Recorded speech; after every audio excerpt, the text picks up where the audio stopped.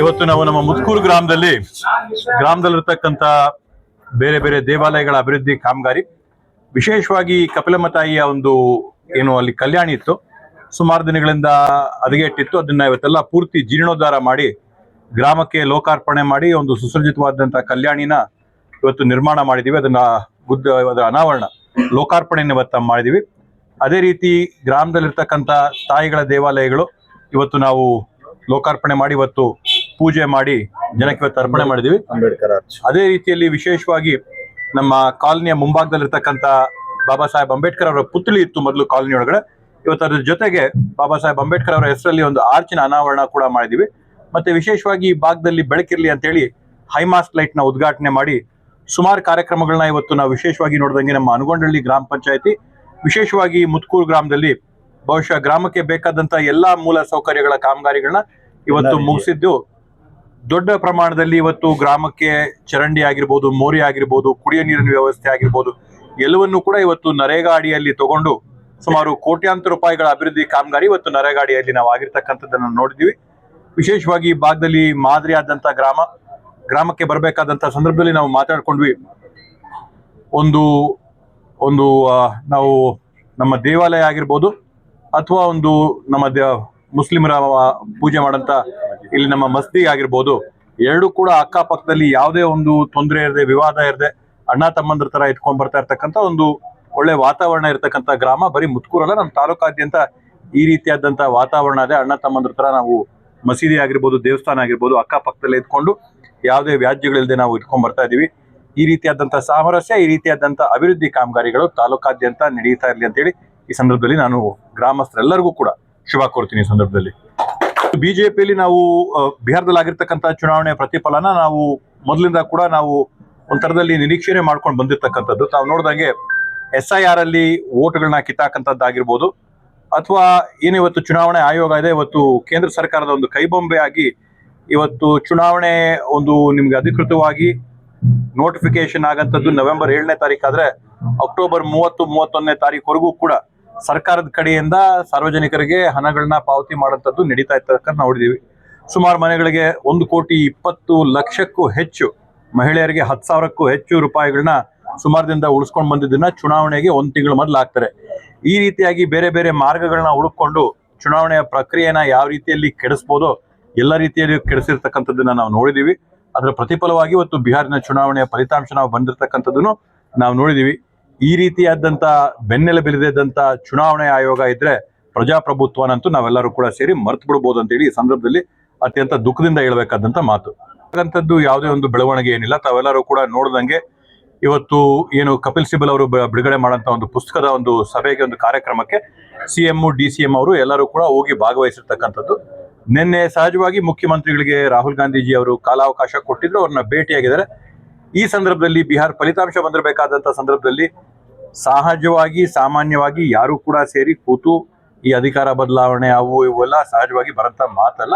ಅವರು ಕೂಡ ಮುಖ್ಯಮಂತ್ರಿಗಳು ಹೊರಗಡೆ ಬಂದು ಹೇಳಿದ್ದಾರೆ, ನಾವು ಚರ್ಚೆ ನಡೆಸಿರ್ತಕ್ಕಂಥದ್ದು ಬಿಹಾರ ಚುನಾವಣೆಯ ಫಲಿತಾಂಶದ ಬಗ್ಗೆ, ಮತ್ತೆ ರಾಹುಲ್ ಗಾಂಧೀಜಿ ಅವರಿಗೆ ನಾವು ಧೈರ್ಯ ಹೇಳಿ ನಾವು ಅವ್ರ ಜೊತೆಗಿದೀವಿ ಅಂತ ಹೇಳಂತ ಒಂದು ನಿಟ್ಟಿನಲ್ಲಿ ಇವತ್ತು ಅವರು ಭಾಗವಹಿಸಿದ್ರೆ ಬಿಟ್ರೆ ಅದಕ್ಕಿಂತ ಅಭಿವೃದ್ಧಿ ಈ ಸರ್ಕಾರದಲ್ಲಿ ಆಗ್ತಾ ಇದ್ದಂಥ ಕಾಮಗಾರಿಗಳು, ಕೆಲಸಗಳು ಬಹುಶಃ ಎಂದೆಂದೂ ಕೂಡ ಆಗಿಲ್ಲ. ಇದು ಬರೀ ಹೊಸಕೋಟೆ ತಾಲೂಕೊಂದೇ ಅಲ್ಲ, ರಾಜ್ಯಾದ್ಯಂತ ಇದೇ ರೀತಿಯಾದಂಥ ಅಭಿವೃದ್ಧಿಯ ಪರ್ವ ನಡೀತಾ ಇದೆ.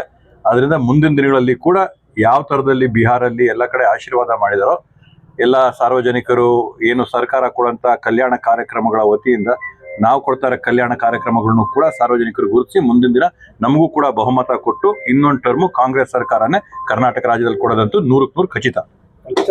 ಹನಗಂಡಿ ಹೋಬಳಿಯಲ್ಲಿ ಮಾನ್ಯ ಜನಪ್ರಿಯ ಶಾಸಕರು ಮತ್ತೆ ಹೋಬಳಿಯ ಎಲ್ಲ ಮುಖಂಡರುಗಳು ಈ ದಿನ ಹನಗಂಡಿ ಹೋಬಳಿಯಲ್ಲಿ ಪ್ರವಾಸ ಕೈಗೊಂಡು ಮೊದಲನೇದಾಗಿ ಮುತ್ಕೂರಿನಲ್ಲಿ ಏನು ಕಲ್ಯಾಣಿ ಅಂತ ಹೇಳ್ತೀವಿ, ಆ ಕಲ್ಯಾಣಿಯನ್ನ ಶಾಸಕರು ಮತ್ತೆ ಮುಖಂಡರುಗಳು ಉದ್ಘಾಟನೆ ಮಾಡಿರ್ತಾರೆ. ತದನಂತರದಲ್ಲಿ ಗ್ರಾಮ ದೇವತೆಯಾದಂಥ ಮಾರಮ್ಮ ದೇವಸ್ಥಾನವನ್ನ ಜೀರ್ಣೋದ್ಧಾರ ಮಾಡಿ ಕುಂಭಾಭಿಷೇಕವನ್ನ ಈಡೇರಿಸಿರ್ತಾರೆ. ಹಾಗೆ ನಮ್ಮ SC ಕಾಲೋನಿಯಲ್ಲಿ, ಪರಿಶಿಷ್ಟ ಜಾತಿ ಕಾಲೋನಿಯಲ್ಲಿ ಮುತ್ಕೂರು ಗ್ರಾಮದಲ್ಲಿ ಅದ್ದೂರಿಯಾಗಿ ಆದಂಥ ಯಲ್ಲಮ್ಮ ದೇವಸ್ಥಾನದ ಜೀರ್ಣೋದ್ಧಾರ ಮತ್ತು ಕುಂಭಾಭಿಷೇಕವನ್ನ ಅದ್ದೂರಿಯಾಗಿ ಸಹಕಾರ ನೀಡಿ ಅವರು ಸಹಾಯ ಮಾಡಿ, ಧನ ಸಹಾಯ ಮಾಡಿ ಈ ಒಂದು ಕಾರ್ಯಕ್ರಮವನ್ನು ಹೋಬಳಿ ಮುಖಾಂತರವಾಗಿ ಯಶಸ್ವಿಗೊಳಿಸಿ, ಮತ್ತೆ ಅರ್ಜನ ಕಾಲೋನಿಯಲ್ಲಿ ಕಟ್ಟಿರ್ತಕ್ಕಂಥ ಒಂದು ಅಂಬೇಡ್ಕರ ದ್ವಾರ, ಮುಖ್ಯ ದ್ವಾರವನ್ನು ಉದ್ಘಾಟನೆ ಮಾಡಿ, ತದನಂತರದಲ್ಲಿ ನಮ್ಮ ಮುತ್ಸಂದ್ರ ಮತ್ತೆ ಬೆಳಿಕೆರೆ ರಸ್ತೆ ಏನಿದೆ ಆ ರಸ್ತೆಯಲ್ಲಿ ಒಂದು ಐಮಾಸ್ಕ್ ಲೈಟ್ ಅನ್ನ ಉದ್ಘಾಟನೆ ಮಾಡಿ ಎಲ್ಲ ಕಾರ್ಯಕ್ರಮಗಳನ್ನ ಅದ್ಭುತವಾಗಿ ಮಾಡಿ ನಮ್ಮ ಗ್ರಾಮಕ್ಕೆ ಭೇಟಿ ನೀಡಿ ಅವರು ಹೇಗೆ ಎಲ್ಲ ಕಾರ್ಯಕ್ರಮಗಳನ್ನ ಚೆನ್ನಾಗಿ ನಡೆಸ್ಕೊಟ್ಟಿರ್ತಾರೆ.